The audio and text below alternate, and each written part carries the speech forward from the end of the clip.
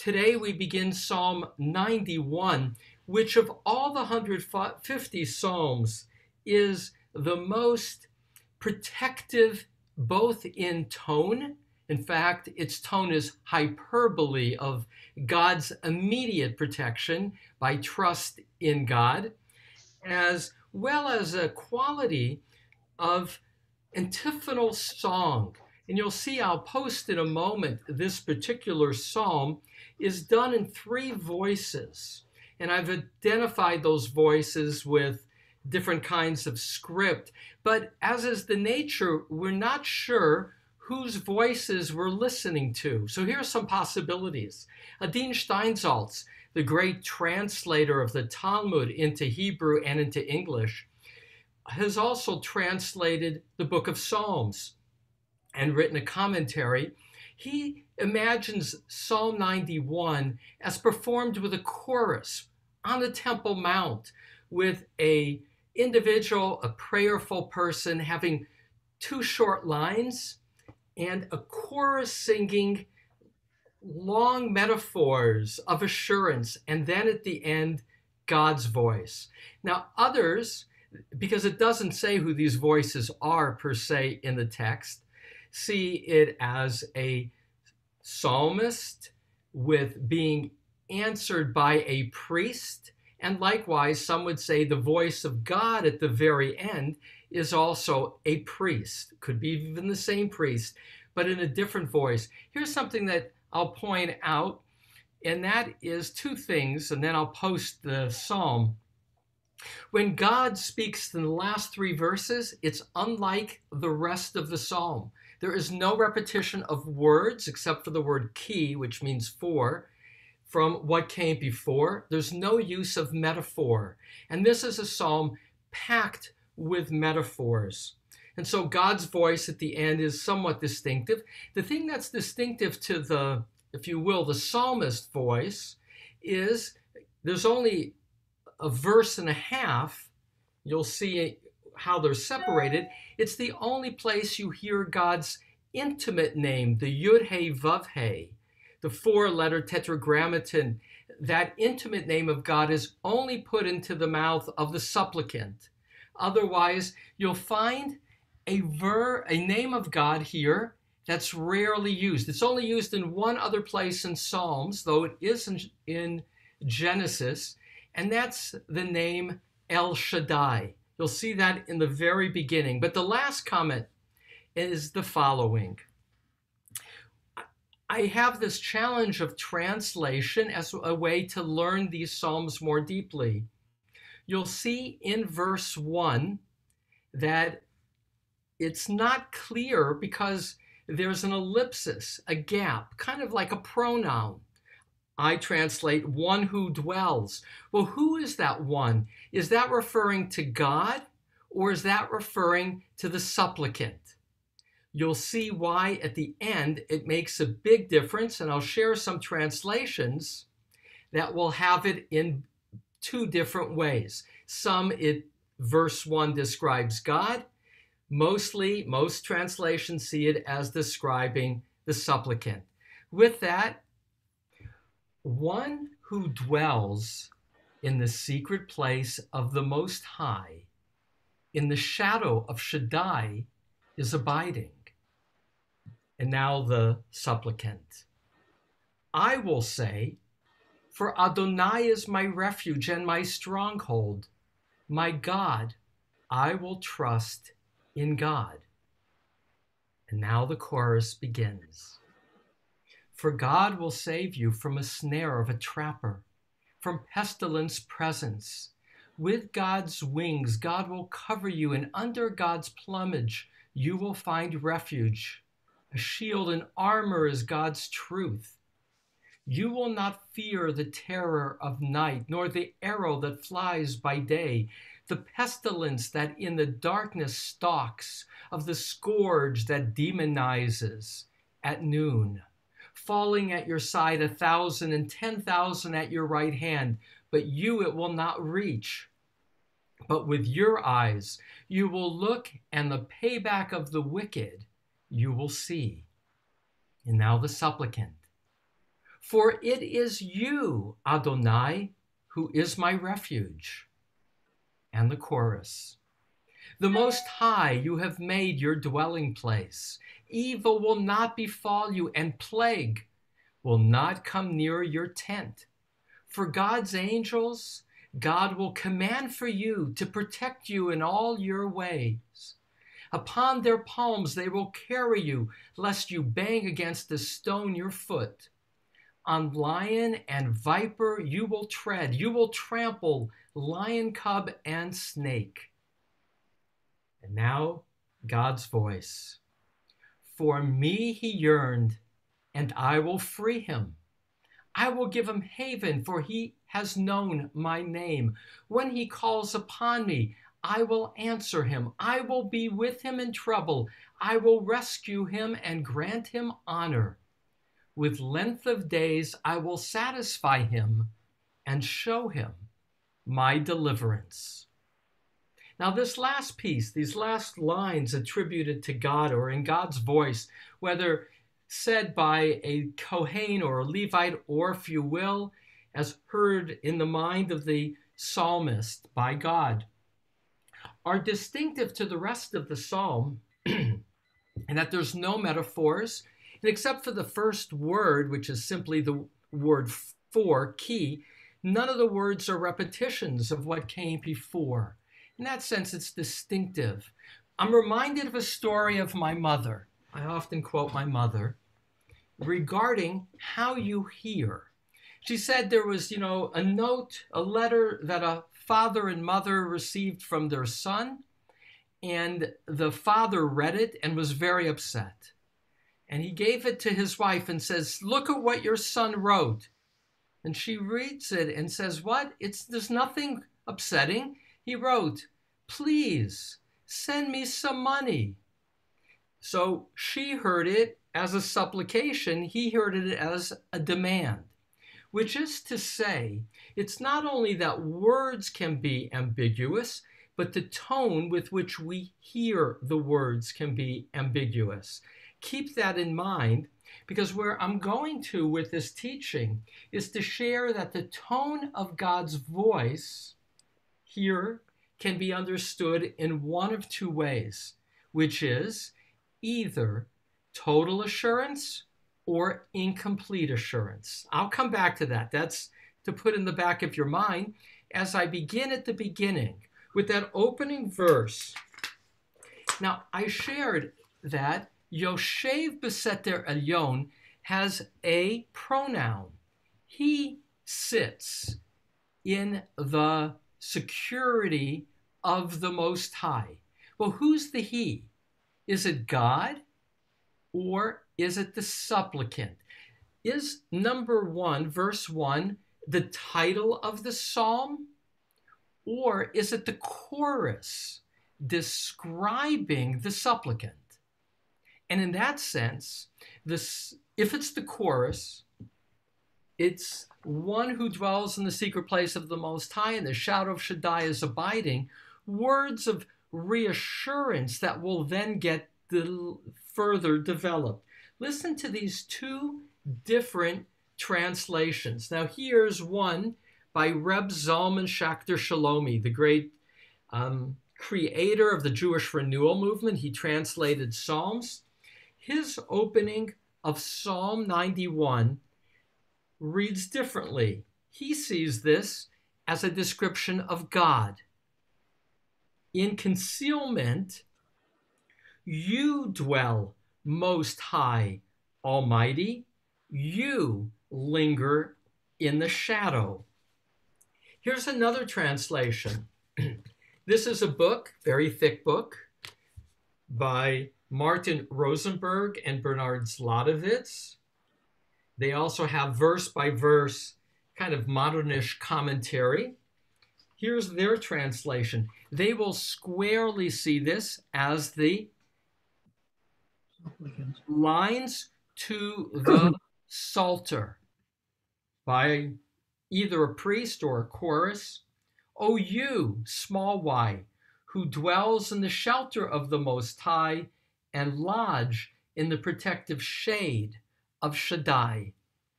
My translation leaves it a bit ambiguous.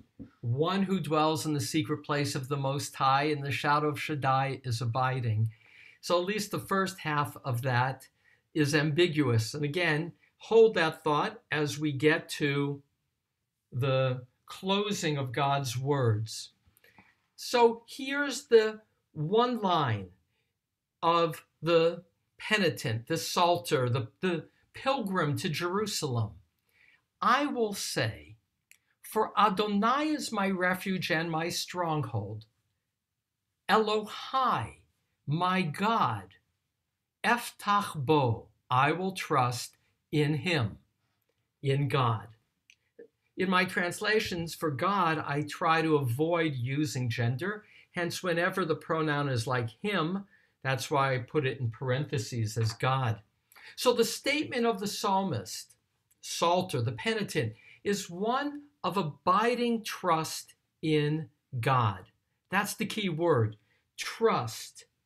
Trust in God. And this psalm, Psalm 91, will be used widely in Jewish and Christian prayer and more as a source of protection.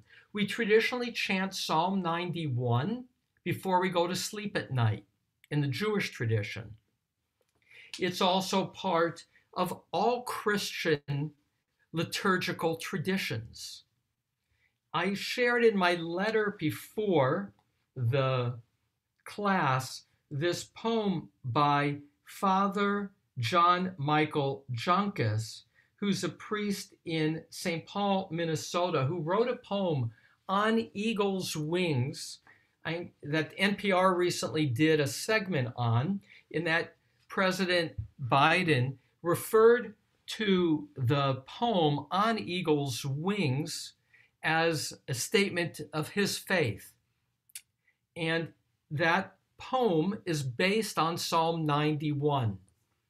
And so these expressions of trust in God, verse 2, is a reason that this psalm would become so popularly used in Judaism and Christianity, along with the promise that with trust in God comes God's protection. Verse 3, for God will save you from a snare of a trapper.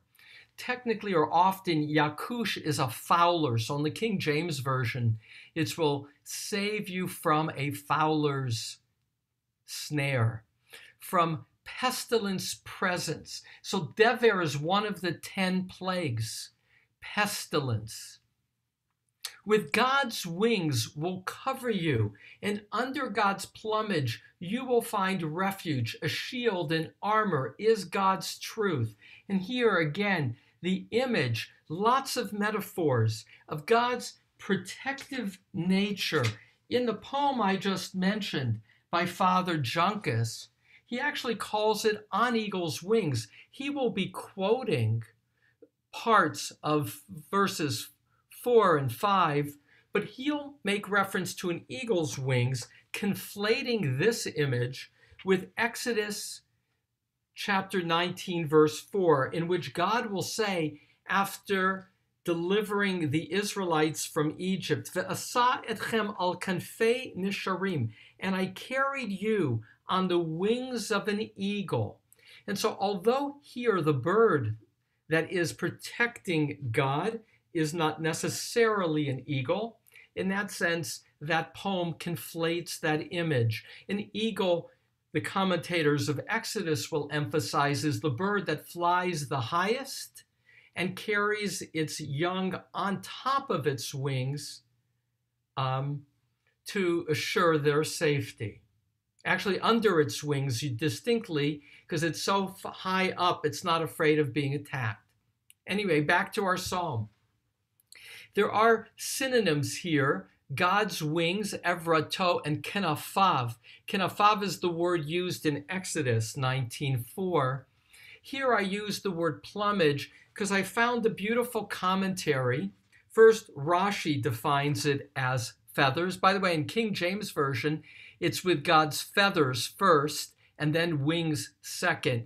But the commentary of Rashi does the second one as feathers. And a contemporary Hasidic Rebbe who died recently, the Bavarian Rebbe who lived in Brooklyn, he said that the colorful feathers are our mitzvot. Every time we do a good deed, those are our protective, colorful feathers. So I kind of like both Rashi and the Bavarian Rebbe, hence my translation of plumage. But here's another thing to circle. Verse 4, the word truth. A shield in armor is God's truth. For ultimately, it is God's truth that is the source also of seeing how we are protected. When we live with integrity, when we are attuned to God's truth, then we are protected. Now, verses 5 and 6, I shared with you the Grateful Dead song, My Sisters and Brothers, in which Jerry Garcia says, as the Bible says, and then he'll quote verses 5 and 6. Verse 5 also was popularly used as an amulet in Europe. That verse itself is a description of demons.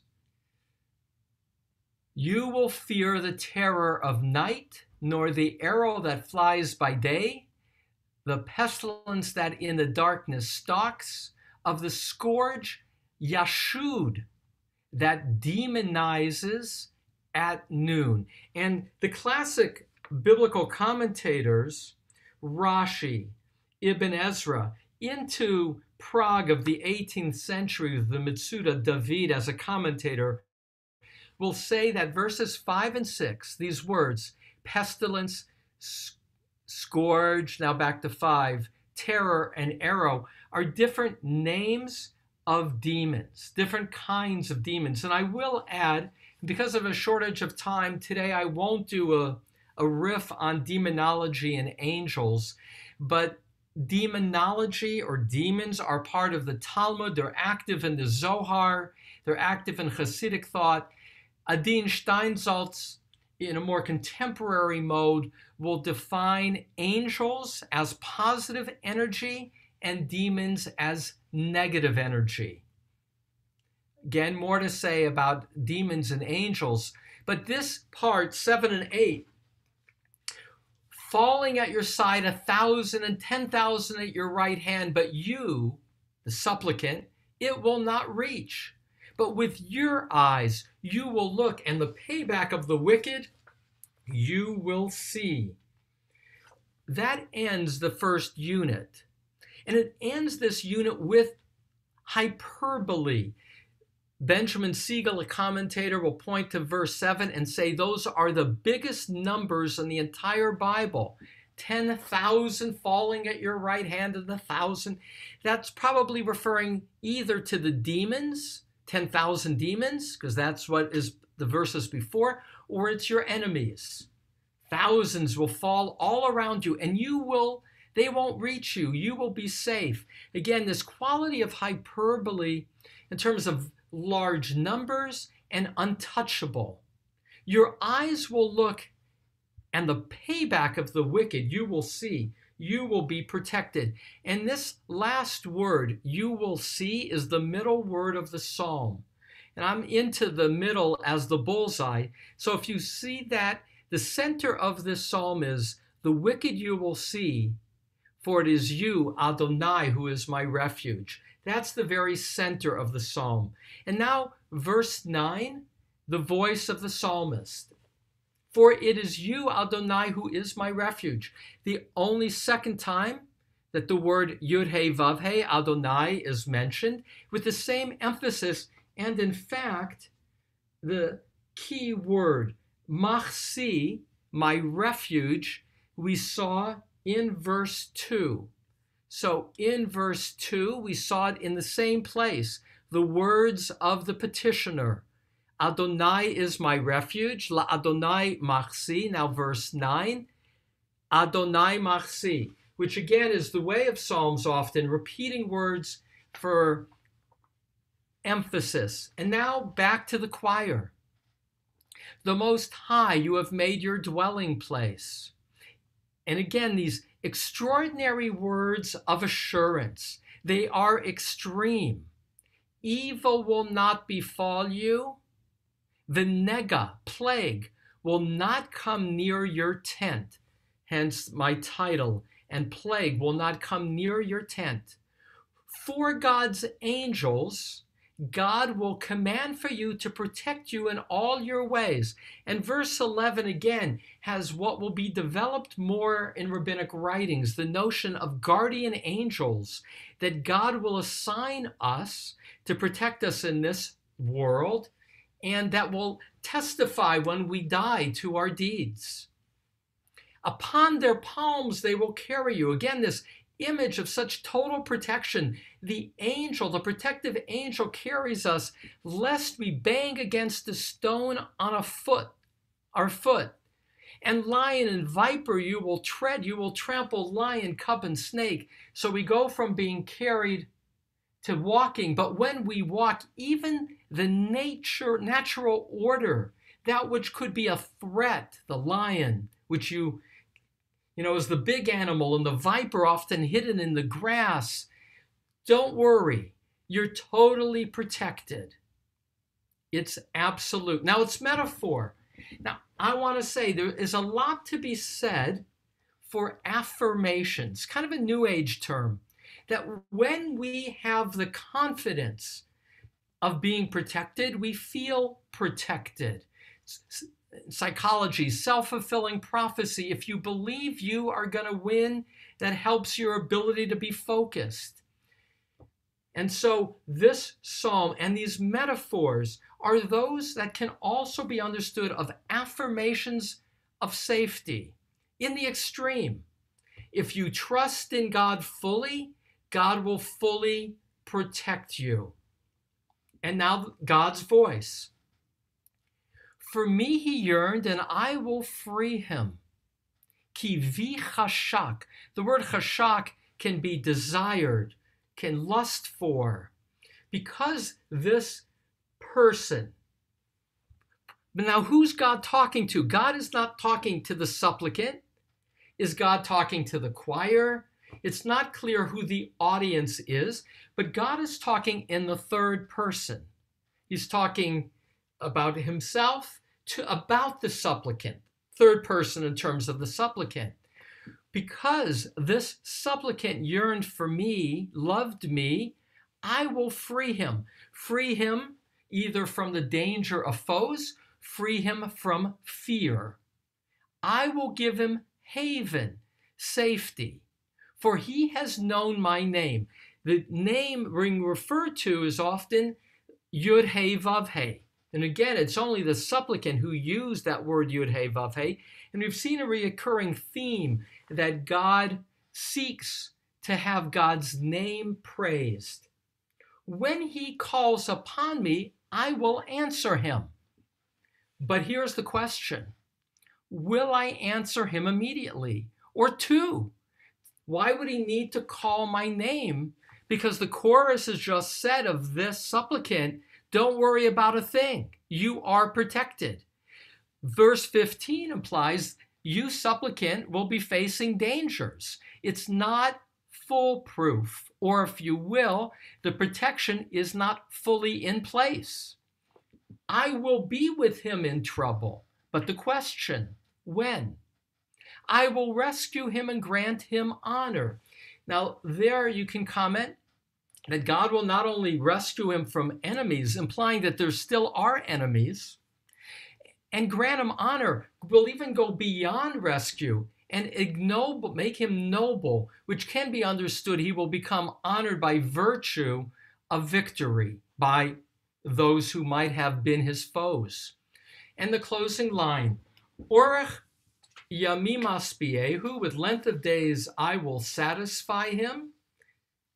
Ve'erehu b'shu'ati, and I will show him my deliverance. That's also resonant with the last line of Psalm 23, V'shafti beveit Adonai la'orech yamim, the same two words as in verse 16, which is, and I shall dwell in the house of the Lord for the length of my days. Psalm 90, now I'm going to pull it all together. Psalm 90 dealt with life being short and fleeting. 1,000 years in God's eyes are like yesterday. And here, in contrast, Psalm 91 is identified with longevity of days through God's protective care. So the question that I opened with, how do you hear the tone of God's words? I tend to hear them as being very reassuring. For me, he yearned and I will free him. This is God saying, yes, I will be there for you, supplicant, because I know you love me. Benjamin Siegel, the commentator, raises a question. And he says, this may be God saying, don't get carried away. This is classic biblical theology, 14 to 16, which is, I will protect you, but be patient. In due time, you will have length of days to see my goodness. In that regard, back to verse 1. Is God the God of mystery, the one who dwells in the secret place, and therefore do not define how God will necessarily respond, but hold God as other, as the source of protection, but in a mysterious world? Or is Psalm 1 to be a statement to the penitent? You will dwell in the secret place of the Most High. You will surely be protected. As is the case for these uncertainties, I am comfortable reading them both ways. I am comfortable seeing and feeling and hearing Psalm 91 as the affirmation of trust, do not fear, and all will be fine, and yet know that there is uncertainty in life too, that God is mystery and God is a caring presence. With that, I'm going to stop the share and do something a little bit different today. There's so much more I would want to tell you about the details of this psalm. And on Thursday, we have a very short psalm, and we'll have more room for discussion. And at that time, I will hold on to and write any questions that this psalm might have evoked. By the way, I'll add, Psalm 90 is attributed to Moses. It's the only psalm, right? Tfilat Moshe. Well, the rabbinic commentary is he also wrote the next 10 psalms, meaning Psalm 91 is one of 11 Moses psalms, but he was so humble, he didn't want his name on all of them, just on the first one. And that Psalm 91, he said, again in the Midrash, either going up to Mount Sinai in the cloud being afraid, this was his poem, or in the dedication of the tabernacle, entering into the cloud, this was his psalm. But for the rabbis, this psalm largely is identified with Moses and as trust in God.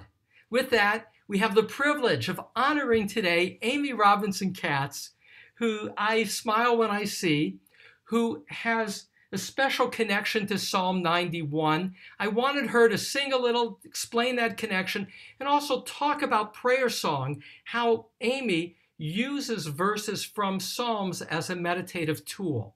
Go ahead, Amy. Sure. I'll talk a little bit about prayer song, and then I'll share this piece that I have for you. So prayer song is a practice that I developed, but it's largely based on an experience that I had in college when I was studying at Oxford, chanting with a Taizé community. And Taizé is a worship, a monastic community in Belgium. And they have a specific type of worship, specific type of chanting. It's kind of Gregorian, but it's really their own flavor of it. And a lot of their chants are very short. They're like 8 bars, and they're often written in 4-part harmonies. And I would go, when I was doing this study abroad, I would go to this Taizé group, and I would sing the alto line. And it's just, it'd be like these 8 bars over and over again, and the alto line. And I that was just in heaven. I love singing in 4 parts like that. And the concept of this kind of singing that they do at Taizé, Rabbi Spitz has had the pleasure of visiting Taizé, and it's on my bucket list. I'm going to do that one day. But I experienced this group in Oxford, and they take a piece. It's often from Tehillim, and they're singing. Taizé is a Catholic, group. They're singing often in Latin, sometimes French, sometimes Spanish, sometimes English, but most of the pieces are from Tehillim. And they like to sing to infinity. And so the practice of prayer song was taking this idea, and sing to infinity just means that you sing a lot of times. And it's just a little nugget of music, and they're singing it a lot of times. And they do this to transcend the specifics of the notes. All of their stuff is notated, so they actually have music in front of them. And the text, but actually to experience that text, to feel transformed by it. And so that practice is sort of what inspired me to kind of start prayer song. Prayer song is something that I do. It also came about when I was working on my Hebrew. I did not grow up going to Jewish day school or religious school, and I worked on my Hebrew in my 20s, and I started at the very beginning with Aleph Bet. And when I was just learning very basic Hebrew and sounding out words and stuff, I would take pieces of Tehillim, which were something that were really important to me and something that I could identify with and connect with, and I would sing just a few words, and I would use Taizé melodies and sometimes my own melodies and others' melodies, and just sing those little phrases over and over and over as a way to get those words in my mouth. And so that's a little bit about prayer song. We've been doing prayer song online since the pandemic. There's going to be one soon. We've had a few months off, but there's going to be one soon, so hopefully you can join for that. So I want to tell you a story about Psalm 91 and share a piece that's a piece from Taizé. I'm the oldest of 3 kids. It's me and my sister Allison and my brother Micah. Micah is 8 years younger than me. He's the baby of the family, and he served 2 tours in Iraq, one in 2004 and one in 2007. And both of those tours were really hard on our family, especially the first. Both of them were, but especially the first one in 2004. Micah shipped out 1 week after his 19th birthday, and he spent 13 months in Iraq. And 2004 was really early in that conflict, and things were pretty wild still. And even though he was in a construction battalion, which was it was not a combat job, but it was really scary. And in 2004, technology wasn't what it is now. I remember at that time just hearing about Yahoo Chat. That was new to me, and it was a very big deal. And our whole family would get on the chat room, and it was like once a week that we could chat with him. And it was like a big event, like, oh, Micah's chatting. So it was a scary time. Psalm 91 really became an important psalm for our family during that time. My grandmother printed it up on little cards, and we all had it, and we were saying Psalm 91 all the time. And for my brother and for the people that he was with, the other soldiers that he was with. And that psalm, but just the experience of having him there awakened this hyper vigilance. And if you've experienced this, whether it's a soldier or some other situation in your life where someone you love is in danger or you're concerned about them, there was this sense of vigilance. And I would pray this prayer, God, send a legion of angels on every hair of his head. Protect him, every cell of his body, head to toe, every organ, every bone, every piece of him, physically, and his heart and his mind and his spirit. God, be with every piece of him. And I would pray this prayer and ones like it.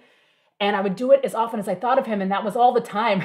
And so eventually my prayer became condensed and sort of abbreviated. And I would just say head to toe. And it was like this and that was like encompassing all of that. And I would say it over head to toe, head to toe. And we would say Psalm 91. I would say it by myself. And I would just think of this image of God as the mother bird with her, with her little chicks underneath her wings, and that sort of that protective, nurturing posture and dwelling in that protection and that shade.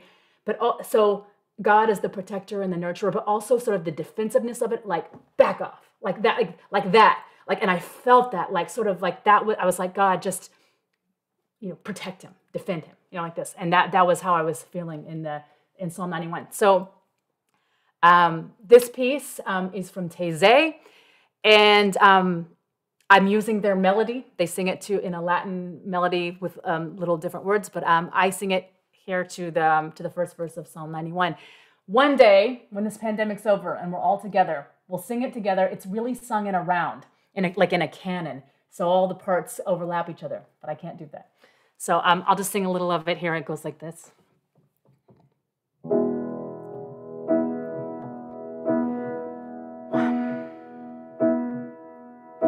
Your shape is Seder Elyon, Betzel Shaddai Tolonan, Yainai, Yainai, Yananai, Yananai. Your shape is Seder Elyon, Betzel Shaddai Tolonan, Yainai, Yainai, Yananai, Yananai. Even though you're on mute, you can sing it with me. Let's try it. Your shape is Seder Elyon, Betzel Shaddai Tolonan, Yainai, Yainai, Yananai, Yananai. Your shape is Seder Elyon, Betzel Shaddai Tolonan, Yainai, Yainai, Yananai, Yananai. Let's do one more. Your shape is Seder Elyon, Betzel Shaddai Tolonan, Yainai, Yainai, Yananai.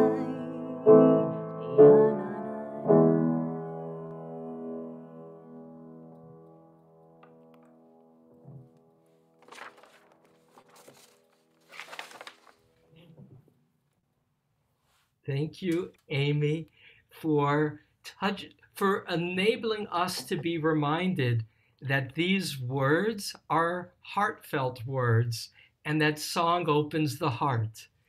And it's a reminder because in presenting it analytically, as I do by sharing how the psalm is composed so artfully and even ambiguously, at the same time, there are choices that are made about how to read a psalm to have a quality, in this case, of assurance, of protection. And your introductory line, sung so beautifully with that Taizé melody, is the reminder of, again, psalms as musical, psalms as heartfelt. Thank you, thank you. And it's a treat to honor you today. Thank you. One last word on your part? I wanted to tell you, so this hymn that you mentioned, On Eagle's Wings, you mentioned it to me last night when we were on the phone, and it reminded me that I know this hymn, and it's one of my grandmother's favorites, and I thought maybe I would just sing the first line, please, first bit of it. Is that okay? So this is the one. Give context of what Amy's going to sing. On Eagle's Wings, you'll find it in my letter before, sung as well as the words, and it's a recently composed hymn that has caught the attention. And actually, it was sung at the service for the people who had died in Oklahoma bombing. And in that sense, transitioned from being the words of a priest to being, if you will, a national hymn of seeking God's protective presence. Go ahead. It's really lovely. And he will raise you up on eagle's wings, bear you on the breath of dawn, make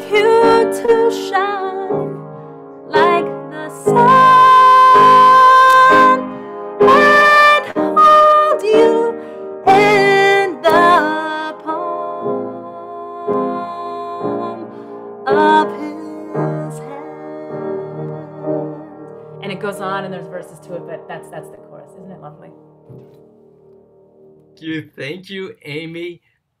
Always a treat, and a treat in this case to also honor you as the focus of our dedication of our community learning.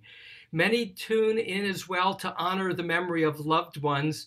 I now pull up the Kaddish for those observing a yurtzeit or are in mourning to join together to honor with the Kaddish prayer. Yitkadal v'yitkadash shemei rabbah, bi'alma divra kirute v'yamlich malchute, b'chayechon uv'yomechon uv'chaye dechol beit Yisrael, ba'agala uv'izman kari v'imru amen. Yehi shmei rabba mevarach le'olam ol me'ol maya. Yitbarach v'yishtabach v'yitpa'ar v'yitromam v'yitnaseh v'yitadar v'yitaleh v'yitalal shemei dekudsha barichu le'ela inkol birchata v'shirata tushbechata v'nechemata damiran b'alma v'ramein. Amen. Yehi shlama rabba min shemaya v'chayim aleinu v'al kol Yisrael v'imru amen. Oseh shalom b'mrumav uya aseh shalom aleinu v'al kol Yisrael v'kol yoshvei tevel v'imru amen. Tomorrow is Psalm 92, which is called the Psalm of the Sabbath. We sing it on Friday night. We sing it Saturday morning. By the way, I will add regarding Psalm 91. Now I'm looking at Amy, with whom I often have the privilege to lead services. Psalm 91, which we study today, is part of Psukei de Zimra, the introductory prayers on Shabbat and holidays. It's also said again right after the Amidah at the end of the Sabbath. It's also said, as I noted, at bedtime. Psalm 92, tomorrow, is the Psalm of the Sabbath. And Carl Cedar, who I often lead services with, will be our honoree tomorrow. This week, Thursday, will be Hal Hurwitz, is our prayer team being involved and honored. And again, I thank Amy Robinson Katz for agreeing to be honored today and for bringing her melodic and learned voice to our sharing of Psalm 91. To everybody, thank you for participating. You give me joy. Good to see each of you. Have a good day. Hopefully tomorrow together, Psalm 92.